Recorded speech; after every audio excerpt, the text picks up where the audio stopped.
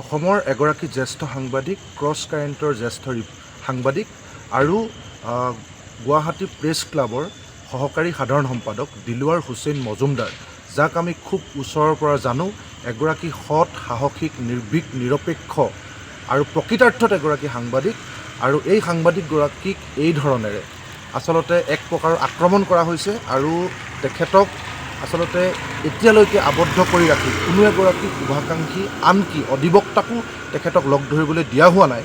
আমাৰ এইটো এটা আশংকা যে হয়তো হিমন্ত বিশ্ব শৰ্মাৰ সোঁহাত সৰুপথাৰৰ বিধায়ক বিশ্বজিৎ ফুকনে যি অবাধ অৰ্থনৈতিক দুৰ্নীতি কৰিছে এপেক্স বেংকৰ অধ্যক্ষ হিচাপে, গতিকে গোটেই দুৰ্নীতিক গাপ দিবৰ কাৰণে আচলতে মুখ্যমন্ত্ৰীৰ নেতৃত্বত, গৃহ বিভাগৰ নেতৃত্বত আচলতে এই দিলৱাৰ হুছেইন মজুমদাৰৰ ওপৰত এই ধৰণৰ আক্ৰমণ কৰি তেখেতক কাকো লগ কৰিবলৈ নিদি এটা চাকৰুদ্ধকৰ পৰিস্থিতিৰ সৃষ্টি কৰি গোটেই নিৰপেক্ষ, সৎ, সাহসী সত্তাবিলাকক আচলতে তেওঁলোকে এটা ভাবুকি দিব বিচাৰিছে।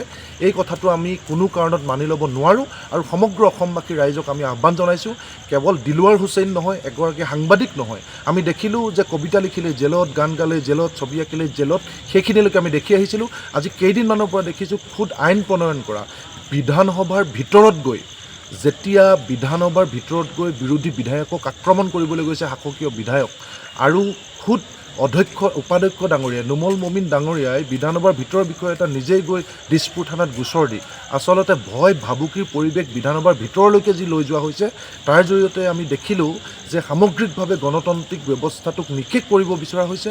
আৰু আজি দিলৱাৰ হুছেইনক কেৱল তেওঁ এটা মন্তব্য ল'বলৈ যোৱা অৱস্থাত যি ধৰণে তেখেতক ধৰি নি চোঁচৰাই আবদ্ধ কৰি ৰাখিছে, এয়া সমগ্ৰ অসমীয়া ৰাইজৰ কাৰণে এটা সাংঘাতিক ধৰণৰ এটা বাৰ্তা। সকলো ৰাইজকে আমি ওলাই আহিবলৈ আহ্বান জনাইছোঁ আৰু দিলৱাৰ হুছেইন মজুমদাৰক অনতি বিলম্বে যদি মুকলি কৰি নিদিয়ে, তেতিয়াহ'লে ফিৰিঙতিৰ পৰা খাণ্ডৱ দাহ হ'ব। বিজেপিক এই কথাটো আমি স্পষ্টভাৱে কৈ দিছোঁ।